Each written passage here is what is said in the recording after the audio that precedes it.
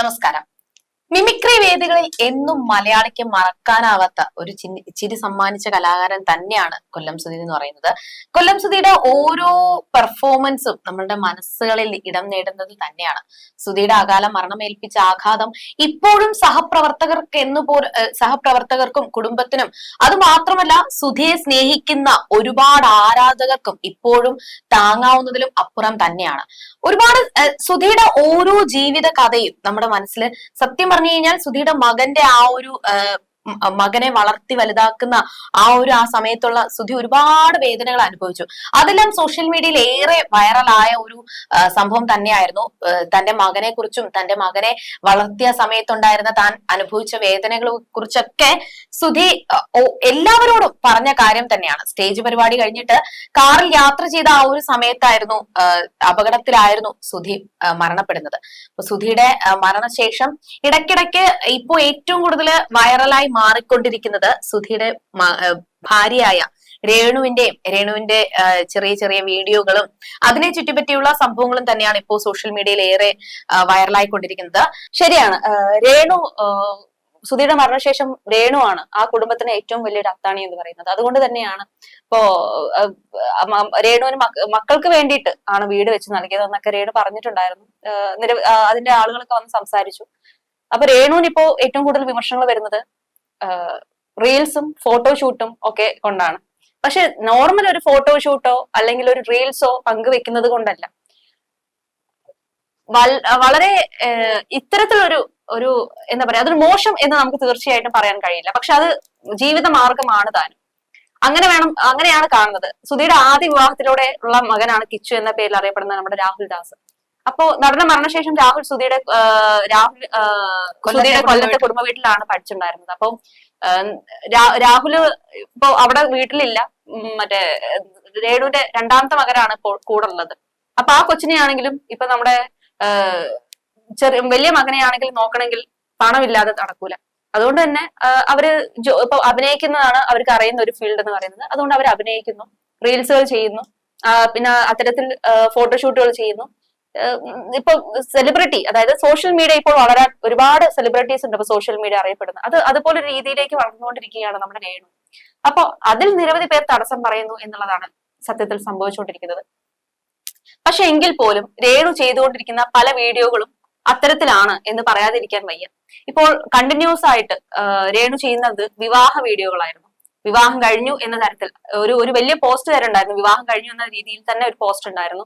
ഞങ്ങൾ അനുഗ്രഹിക്കണം, ഒന്ന് മാത്രമല്ല ഇപ്പൊ ആദ്യ ഒരു വീഡിയോ ഉണ്ടായിരുന്നു. രണ്ടാമത്തെ ആദ്യത്തെ വീഡിയോയിൽ ഒരുപാട് രേണുവിനൊപ്പം നിന്ന ആ പുള്ളിക്ക് വരെ ഭയങ്കര വിമർശനം കേൾക്കേണ്ട അവസ്ഥ വന്നു. അവസാനം അദ്ദേഹം സോഷ്യൽ മീഡിയയിലൂടെ നിങ്ങൾ എന്നെ അപവാദ പ്രചാരണം നടത്തരുത്, എന്നെ വേദനിപ്പിക്കരുത് എന്ന് വരെ പോസ്റ്റ് ഇട്ടതിന് ശേഷമാണ് കുറച്ചെങ്കിലും അത് കുറഞ്ഞത്. ഇപ്പൊ കഴിഞ്ഞ ദിവസമാണ് വീണ്ടും ഒരു വിവാഹം കഴിഞ്ഞു എന്നുള്ള ഒരു തരത്തില് ഒരു വീഡിയോ വരികയും ഇപ്പൊ അതും ക്ഷണക്കത്ത് വരെ അടിച്ചു ഒരു അമ്പലത്തിൽ വെച്ചിട്ട് മാല ഇട്ടിട്ട് നിൽക്കുന്ന ഒരു വീഡിയോ ആയിരുന്നു അത്. സത്യത്തിൽ ഇവർ തന്നെയാണ് അതൊരു വലിയ സൈബർ ആക്രമണത്തിന് ഇരയാക്കാനുള്ള, അല്ലെങ്കിൽ സമൂഹ മാധ്യമങ്ങൾ കുറച്ചും കൂടി പ്രശസ്തി ലഭിക്കാൻ വേണ്ടിയിട്ട് ചെയ്യുന്ന കുറച്ച് കാര്യങ്ങളുണ്ട്. അപ്പൊ അതുമൂലമാണ് ഒരു സൈബർ അറ്റാക്ക് ഇവർക്കെതിരെ വരുന്നത്. ഇപ്പൊ ഒരുപാട് യൂട്യൂബേഴ്സ് നമ്മുടെ രേണുവിനെ വിമർശിച്ചിട്ട് തന്നെ രംഗത്തെത്തിയിട്ടുണ്ട്. ഇവർക്ക് നമ്മൾ ഏറ്റവും കൂടുതൽ ആരാധിക്കുന്ന, സ്നേഹിക്കുന്ന ഒരു കലാകാരൻ തന്നെയാണ് നമ്മുടെ സുധിച്ചേട്ടൻ എന്ന് പറയുന്നത്. പക്ഷെ അദ്ദേഹത്തിന്റെ പേര് കളഞ്ഞ് ഒന്നും ചെയ്യരുത് എന്നാണ് പറയുന്നത്. പല അഭിമുഖങ്ങളിലും രേണു പറയുന്ന പല കാര്യങ്ങളും നമ്മൾ കേട്ടിട്ടുണ്ട്. ഇപ്പോ വിവാഹം ഇനി കഴിക്കില്ല, എന്റെ സുധിച്ചേട്ടൻ തന്നെയായിരിക്കും ഭർത്താവ്, അല്ലെങ്കിൽ ഈ ഒരു സൈബർ ആക്രമണം മരണത്തിന്റെ വക്കീലാണ് എന്നുള്ള രീതിയിലൊക്കെ പറഞ്ഞിട്ടുണ്ടായിരുന്നു. അത് മാത്രമല്ല രേണു പറഞ്ഞ ഒരു കാര്യവും കൂടിയുണ്ട്. അഥവാ ഞാൻ വിവാഹം കഴിച്ചു പോയാൽ അതിന് ഉത്തരവാദി ഈ സോഷ്യൽ മീഡിയ തന്നെ ആയിരിക്കും എന്നും കൂടി രേണു പറഞ്ഞിട്ടുണ്ടായിരുന്നു. അത്രത്തോളം എനിക്ക് സഹിക്കാവുന്നതിലും അപ്പുറമാണ് എല്ലാവരും എന്നെ വിമർശിക്കുന്നത് എന്ന് കൂടിയാണ് രേണു പറഞ്ഞത്. പക്ഷെ ഒന്ന് പറയാതിരിക്കാൻ പറ്റുന്നില്ല. ചില വീഡിയോകൾ ഒന്നില്ലെങ്കിൽ പോലും ചില വിമർശനങ്ങൾക്ക് കാരണമാകുന്നുണ്ട്. നമ്മൾ പോലും കാണുന്ന സമയത്ത് ചില വിമർശനങ്ങൾക്ക് അതൊരു കാരണമാകാനുള്ള ഒരു സാഹചര്യം അതിൽ ഉണ്ടാക്കി വെക്കുന്നുണ്ട് എന്ന് തന്നെയാണ്. കാരണം അവർ കൊടുക്കുന്ന പബ്ലിസിറ്റി, അത് കൊടുക്കുന്ന രീതി, അതൊക്കെ പല രീതിയിലുള്ള വിമർശനങ്ങൾക്ക് കാരണമാകുന്നുണ്ട് എന്ന് പറയാതിരിക്കാൻ പറ്റുന്നില്ല. കാരണം അത്തരത്തിലാണ് ഓരോ വീഡിയോ. ഇപ്പൊ ഒരു ഷൂട്ടിന്റെ കാര്യമാണെങ്കിൽ ഞങ്ങൾ ആശംസിക്കണം, ഒരു പുതിയ ജീവിതം എന്നൊക്കെ പറഞ്ഞ് നമ്മൾ പോസ്റ്റ് പങ്കുവെക്കുമ്പോൾ അത് മറ്റൊരു രീതിയിലേക്കാണ് ചർച്ച ചെയ്യപ്പെടുന്നത്. അല്ലെ? അതുകൊണ്ട് തന്നെയാണ് ഇപ്പൊ സുധി എങ്ങനെയായിരുന്നു എന്ന് എല്ലാവർക്കും, മലയാളികൾക്ക് എല്ലാവർക്കും അറിയുന്ന ഒരു കാര്യമാണ്. അപ്പോ എന്തുകൊണ്ടാണ് രേണു ഈ ഒരു ഫീൽഡിലേക്ക് ഇറങ്ങിയത് എന്നുള്ളതൊക്കെ നമുക്ക് അറിയുന്നതാണ്. പക്ഷെ എങ്കിൽ പോലും നമ്മൾ ചെയ്യുന്ന തൊഴിൽ അത് മനോഹരമായ രീതിയിൽ ഒരു ഒരു ഒരു ഒരു ചർച്ച ഉണ്ടാക്കാൻ വിധത്തിൽ പോകുമ്പോഴുള്ള പ്രശ്നങ്ങൾക്കാണ് ഇവിടെ തുടക്കം കുറിച്ചത്. അതുകൊണ്ട് തന്നെയാണ് സൈബർ അറ്റാക്കുകൾ ഉണ്ടാവാനുള്ള കാരണം എന്ന് നമുക്ക് തീർച്ചയായിട്ടും പറയാൻ കഴിയും. അതിനുള്ള കാരണം നമുക്ക് അറിയാലോ. പിന്നെ ഒരു ഡ്രസ്സിംഗ് സ്റ്റൈൽ, ഇപ്പൊ ഒരുപാട് പേർ, ഇപ്പൊ ഭർത്താവില്ലാതെ ഒരുപാട് സ്ത്രീകൾ അഭിനയിക്കുന്നുണ്ട്. അവർക്കൊന്നുമില്ലാത്ത ഒരു സൈബർ അറ്റാക്ക് തന്നെയാണ് നമ്മുടെ രേണുവിന് വന്നുപെട്ടത്.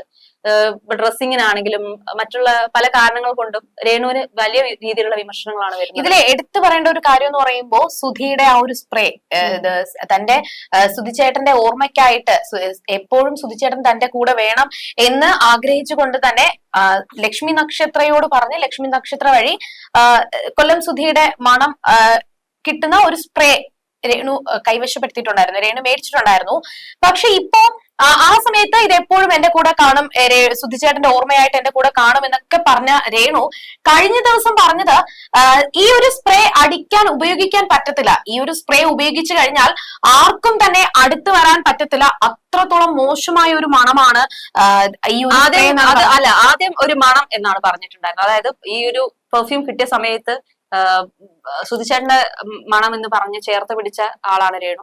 അത് നമ്മളെല്ലാവരും കരയുന്ന അല്ലെങ്കിൽ വേദനിക്കുന്ന വീഡിയോ നമ്മളെല്ലാവരും കണ്ടത്. പക്ഷെ കഴിഞ്ഞ ദിവസം പങ്കുവെച്ച വീഡിയോയിൽ നാറ്റം എന്നുള്ളൊരു രീതിയിലേക്ക് കാര്യങ്ങൾ വളച്ചൊടിച്ചതാണോ ഇനി, അല്ലെങ്കിൽ ആ ഒരു സംസാര രീതി അങ്ങനെ ആയതുകൊണ്ടാണോ എന്തോ, അങ്ങനെ ഒരു രീതിയിലേക്ക് കാര്യങ്ങൾ വളച്ചൊടിക്കപ്പെട്ടു. അതൊരു സൈബർ അറ്റാക്കിലാണ്. പക്ഷെ വേദനിക്കുന്ന കുറച്ച് കാര്യങ്ങളാണ് ഇതോടെ സംഭവിച്ചത്.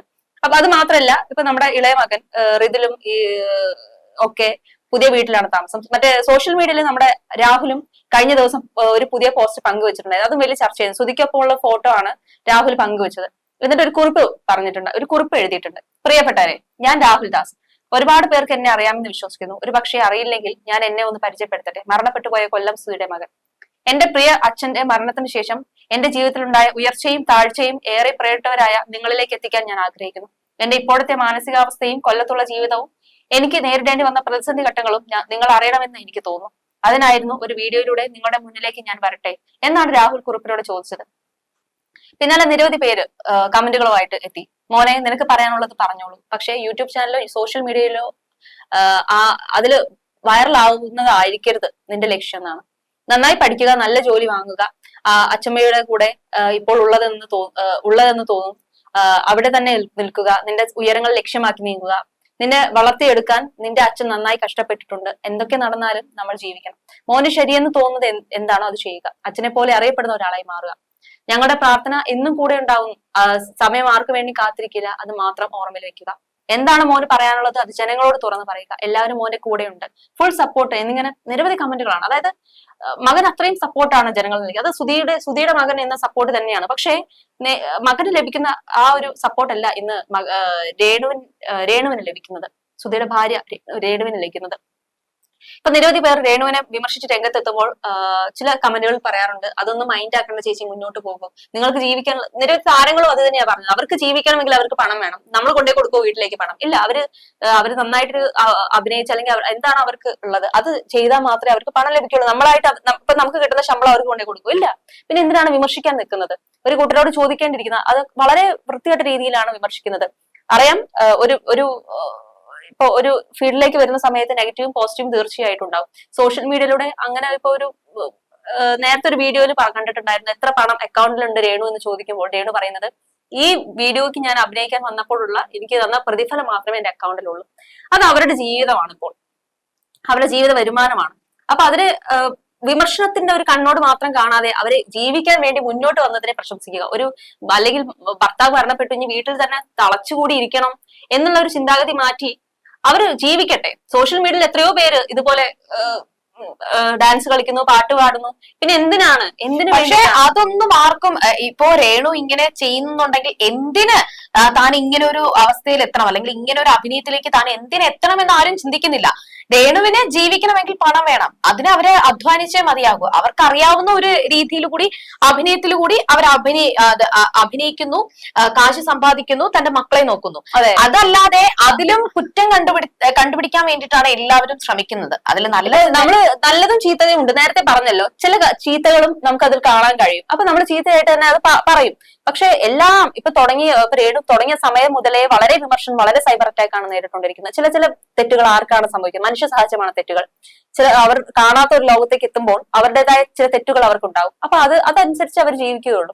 പിന്നെ നമ്മുടെ കിച്ചു തന്നെ, ഇപ്പൊ സുധിയുടെ മൂത്ത മകൻ കിച്ചു പറയുന്നുണ്ട്, പഠിത്തവും കാര്യങ്ങളൊക്കെ ആയിട്ട് തിരക്കിലായിരുന്നു, അതുകൊണ്ട് വീഡിയോയിൽ കാണാത്തത് പറയുന്നുണ്ട്. പിന്നെ അമ്മയുടെ വീഡിയോസ് വരുമ്പോൾ കാണും, അല്ലാതെ കമന്റുകളൊന്നും നോക്കാറില്ലെന്നാണ് കിച്ചു സാധാരണ രീതിയിൽ ഇത്രയും പ്രശ്നം ഉണ്ടായിട്ട് പറയുന്നത്. പിന്നെ ദാസേട്ടന്റെ കൂടെ വീഡിയോ ചെയ്യുന്ന കാര്യം പറഞ്ഞിരുന്നുവെന്നും കിച്ചു പറയുന്നുണ്ട്. വീഡിയോ ചെയ്യണ്ട എന്ന് താൻ പറഞ്ഞിരുന്നില്ലെന്നും അത് അമ്മയുടെ ഇഷ്ടമാണെന്നും കിച്ചു പറഞ്ഞു. അത്രയും പക്വതയോടെയാണ് ആ മകൻ വരെ സംസാരിക്കുന്നത്.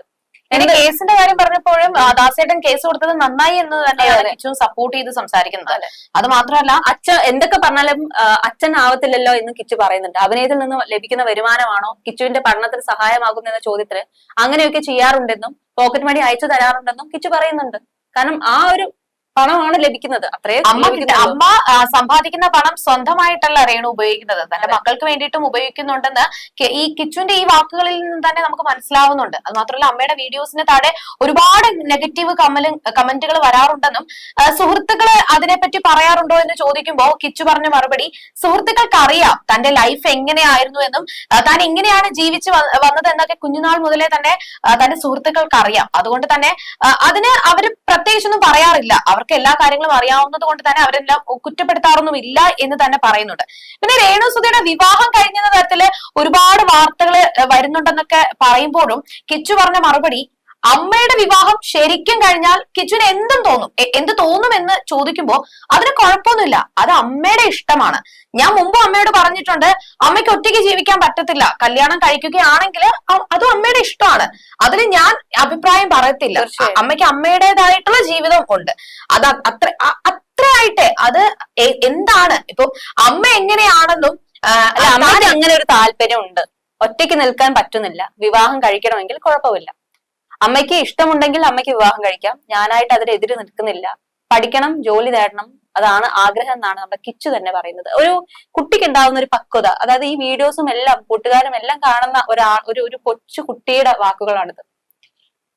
ആ കുട്ടിക്ക് ഉണ്ടാകുന്ന ഒരു പക്വതയാണ് ഇന്ന് സോഷ്യൽ മീഡിയയിൽ കമന്റ് ഇടുന്ന അവർക്കും ഇല്ലാത്തതെന്ന് തീർച്ചയായിട്ടും പറയേണ്ടി വരും. സത്യം പറഞ്ഞാൽ അവർ ഈ ഓരോ കമന്റ് ഇടുമ്പോഴും അതിന്റെ സത്യാവസ്ഥ എന്താ, ചില കമന്റ് ഒക്കെ ഇടുമ്പോൾ തന്നെ നമുക്ക് അതിന്റെ സത്യാവസ്ഥ പോലും അറിയാതെ വെറുതെ ഇങ്ങനെ വായി തുന്ന രീതിയിൽ കമന്റ് ഇട്ട് പോകുന്നത് പോലെ തന്നെ ഈ തുടക്ക സമയത്ത് രേണു വന്ന സമയത്ത് കല്യാണത്തിന്റെ ആണെങ്കിലും മറ്റുള്ള വീഡിയോ വൈറലായ സമയത്ത് തെറ്റുകളുണ്ട്, നമ്മൾ തെറ്റുകളില്ല എന്ന് പറയുന്നില്ല. അത് നമ്മൾ തുടക്കത്തിൽ തന്നെ നമ്മൾ നെഗറ്റീവ് കാര്യങ്ങൾ പറഞ്ഞിട്ടാണ് നമ്മൾ തുടങ്ങിയത് തന്നെ, രേണുവിന്റെ നെഗറ്റീവ് പറഞ്ഞിട്ടാണ് തുടങ്ങിയത്. അപ്പൊ പറയാനുള്ളത്, ആ പുതിയ വീട് വെച്ച സമയത്ത് തന്നെ ആ രേണുവിന്റെ പേരിലാണ് ആ വീടിന് കിച്ചുവിനൊക്കെ ഇറക്കി വിടും എന്ന തരത്തിലാണ് വിമർശനങ്ങൾ വന്നത്.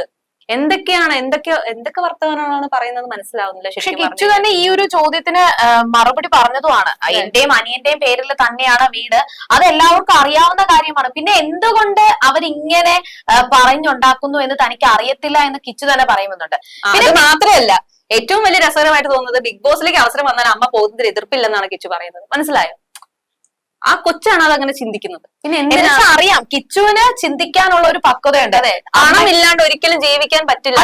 വീട്ടിൽ അടങ്ങി ഒരുങ്ങി ഇരുന്ന് കഴിഞ്ഞാൽ പണം ആരും കൊണ്ടുവന്ന് തരില്ല എന്നുള്ള പൂർണ്ണ ബോധ്യം ആ കൊച്ചുകുട്ടിക്ക് വരെ ഉണ്ട്. അത് മാത്രമല്ല, അമ്മയ്ക്ക് അമ്മയുടേതായിട്ടുള്ള സ്വാതന്ത്ര്യങ്ങളുണ്ട്. ആ സ്വാതന്ത്ര്യം തല്ലിക്കെടുത്തിക്കൊണ്ട് മറ്റുള്ളവർക്ക് വേണ്ടിയിട്ട് ജീവിക്കണമെന്ന് യാതൊരു കാര്യം ഇല്ല എന്ന് ജീവിതം ഇനിയും കിടക്കുകയാണ്. ഇനി മുൻപിലേക്ക് ഒരു ഫ്യൂച്ചറിലേക്ക്. ഇപ്പൊ നിങ്ങൾക്ക് എല്ലാവർക്കും ഇപ്പൊ സോഷ്യൽ മീഡിയയിൽ ഓരോരുത്തർക്കും ഓരോ ജീവിതമുണ്ട്.